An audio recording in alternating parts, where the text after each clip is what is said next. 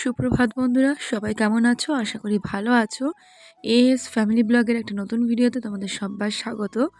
তবে হ্যাঁ, জায়গাটা আজকে একটু আলাদা জায়গা, সেটা হয়তো তোমরা দেখেও বুঝবে যে এটা আমার বাড়ি নয়। হ্যাঁ, একদম ঠিক, এটা আমার বাড়ি নয়, এটা হচ্ছে দীঘা। সবাই মিলে দুদিনের দীঘা ট্যুরে গেছিলাম। তাই ভাবলাম এখানে এসে কোথায় কোথায় ঘুরছি, কি করছি না করছি সবটা তোমাদের সাথে শেয়ার করি। আর এই দেখো বন্ধুরা, এই রুমটাতে আমরা উঠেছি। আমরা দুটো রুম বুক করেছিলাম, তার মধ্যে এটা হচ্ছে আমাদের রুম। রুমটা দেখো বেশ সুন্দর, রুমটার কালারটাও যেরকম অসাধারণ, সেরকম লাইটের কম্বিনেশনটাও কিন্তু অসাধারণ লাগছিল দেখতে। আসলে আমার ফোনের ক্যামেরাটা অতটা ভালো নয়, তো সেজন্য ভিডিওটা অতটা বেটার দেখাতে পারিনি তোমাদের। তবে হ্যাঁ, রুমটা অসাধারণ। আর এই হচ্ছে টয়লেট, টয়লেটটাও বেশ সুন্দর ছিল, পরিষ্কার পরিচ্ছন্ন।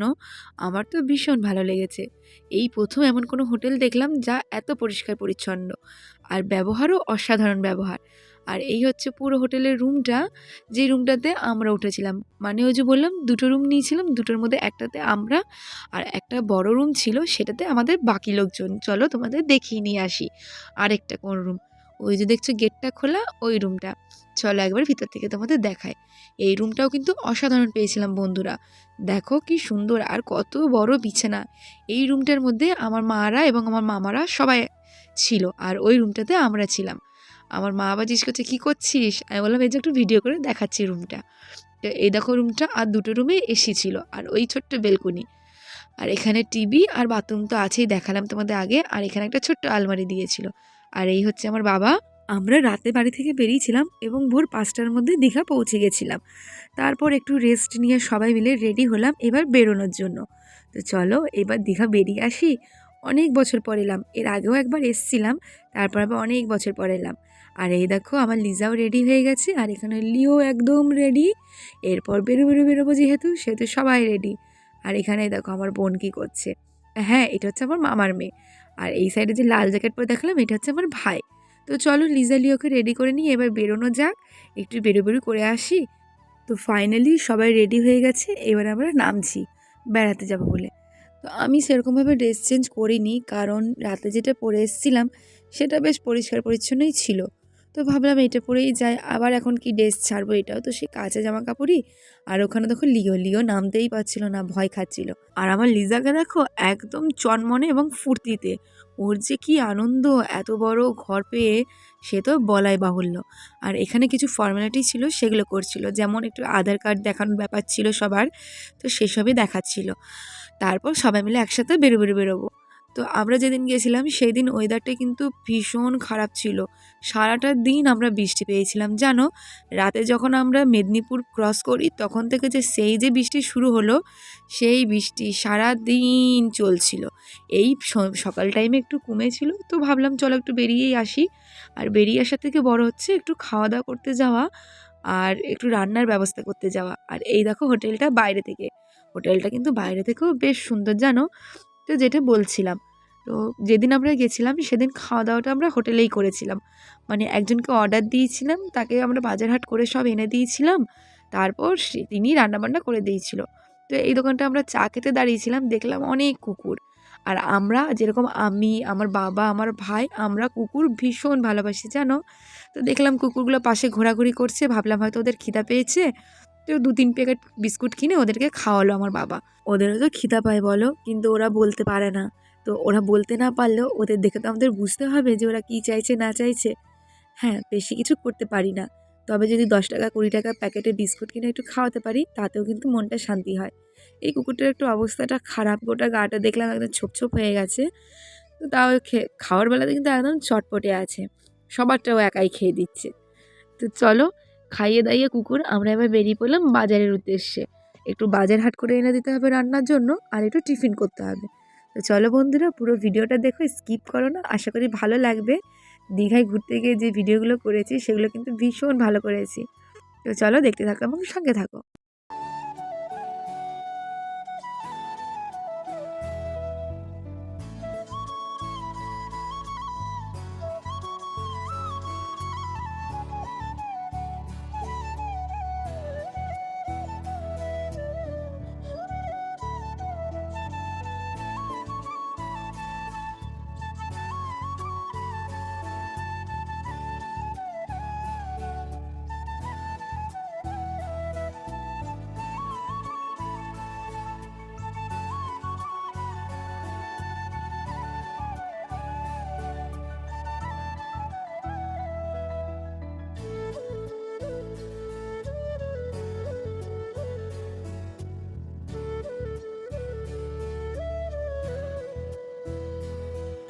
তো খাওয়া-দাওয়া সেরে এবার বেরিয়ে পড়লাম মাছ বাজারে কিছু মাছ কিনতে।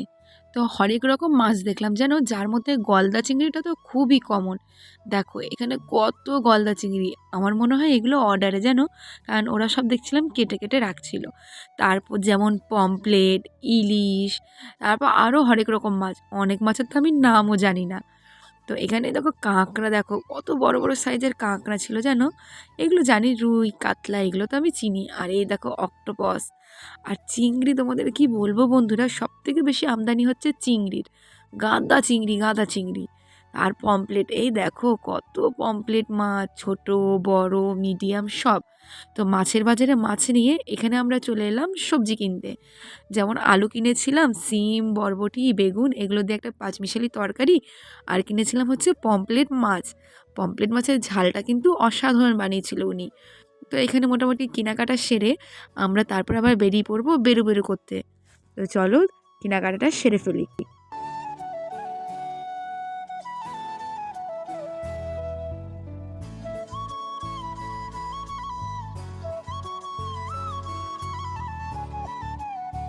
তো বাজার হাট করে রান্না করতে দিয়ে এসে এবার হয়ে গেছি আমরা রেডি সমুদ্রে যাওয়ার জন্য। আমিও একটা 3 কোয়ার্টার প্যান্ট কিনেছিলাম, আর আরোহীকেও তাই কিনে দিয়েছিলাম। তো রেডি হয়ে একদম টিপটপ হয়ে বেরোচ্ছিলাম সমুদ্রের উদ্দেশ্যে। কিন্তু দুঃখের বিষয় হচ্ছে সেদিনটা আমরা চান করতে পারিনি জানো, কারণ এত ঠান্ডা ওয়েদার আর বাইরেটা একদম মেঘলা মেঘলা হয়েছিল, যার জন্য আমাদেরকে কেউ সমুদ্রে নামতে দেয়নি। সবাই বকাঝকা করছিল যে তোরা সমুদ্রে যেন একদম নামবি না, তা বাইরে ঠান্ডা ঠান্ডা ওয়েদার, একদম নামবি না। পুরো এত মেঘ করেছিল যে প্রথম দিনটা আমাদের এমনিই 12টা বেজে গেছিলো। আর এই যে তোমাদের দাদাভাই, শেষ মোমেন্টের সব কিছু মনে পড়ে। তো এখানে চশমার দোকান দেখেও চশমা কেনার ইচ্ছা হলো। এখানে আমার ভাইও একটু চশমা দেখছিল, তার সাথে রায়ও দেখছিল। তবে আমি চশমা পেয়ে গেছিলাম, সেজন্য আর চশমার প্রতি আমার কোনো ইন্টারেস্ট ছিল না। কিন্তু তোমার দাদাভাই দেখলো, কিন্তু খুব একটা পছন্দ হলো না, সেজন্য আর নিলও না। দিয়ে আমরা আস্তে আস্তে এগিয়ে পড়লাম সমুদ্রের উদ্দেশ্যে। তো চলো সমুদ্রের ঘাটে যাওয়া যাক, তারপর কী কী করেছি সেটাও তোমাদের দেখাবো।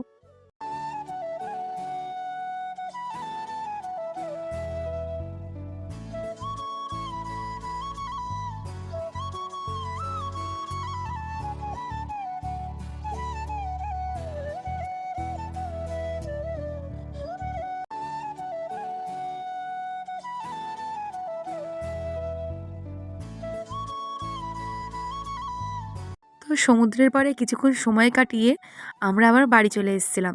যে সারা বিকাল এত বৃষ্টি পড়েছে যে বেরোতেই পারিনি।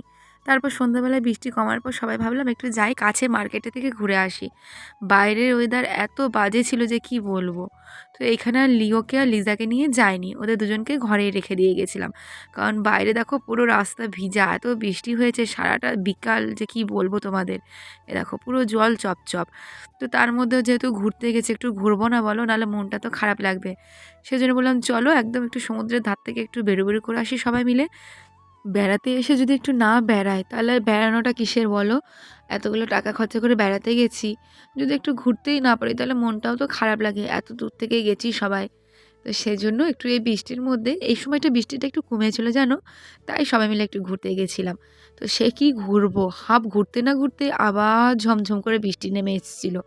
তখন আবার আমরা পাশের দোকানগুলো থেকে একটু দাঁড়িয়েছিলাম। তা করতে করতে বৃষ্টি কমার পর আমরা আবার সবাই হোটেলে ফিরে গেছিলাম। তো এই দেখো বাইরেটা কি অসাধারণ লাগছে, রাতের বেলায় দীঘার পাড়টা যে কি বলবো তোমাদের।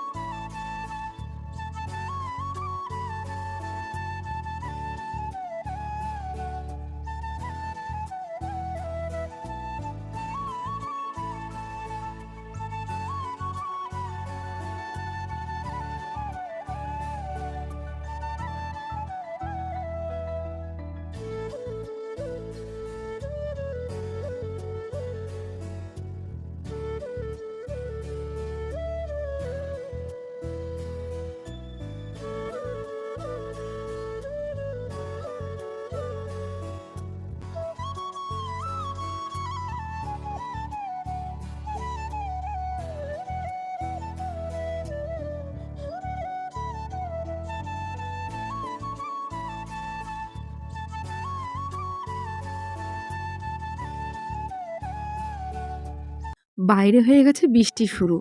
কি করব? সবাই মিলে দৌড়ে এখানে ঢুকে গেছি। ভাবলাম বৃষ্টি থেকেও একটু বাঁচা যাবে আর কিছু জিনিসও দেখা যাবে। খুব সুন্দর জিনিস ছিল বন্ধুরা। কিন্তু দাম এত বেশি বলছিল যে হাত দিতেও ভয় লাগছিল। সেজন্য সেরকম কিছু আমি অন্তত কেনাকাটা করিনি। বাদবাকি সবাই মোটামুটি কেনাকাটা করেছে। দোকানে কিন্তু জিনিসগুলো খুব সুন্দর ছিল। তবে ওই যে বললাম দাম এত বেশি বলছিল যে হাত দিতে গেলেই ভয় লাগছিল, আর কিছু না।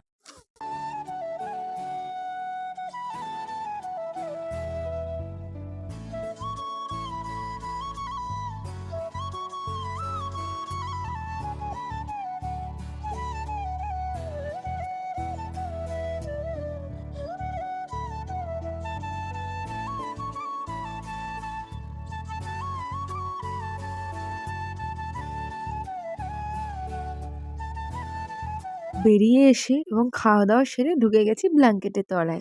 কারণ বাইরে ভীষণ ঠান্ডা। আর এই দেখো লিওও শুয়ে পড়েছে। তো ওরা দুজন বসে আছে কিন্তু আমরা শুয়ে পড়েছি। ভিডিওটা কেমন লাগলো অবশ্যই জানিও। ভালো লাগলে অবশ্যই সাবস্ক্রাইব করো এবং পাশে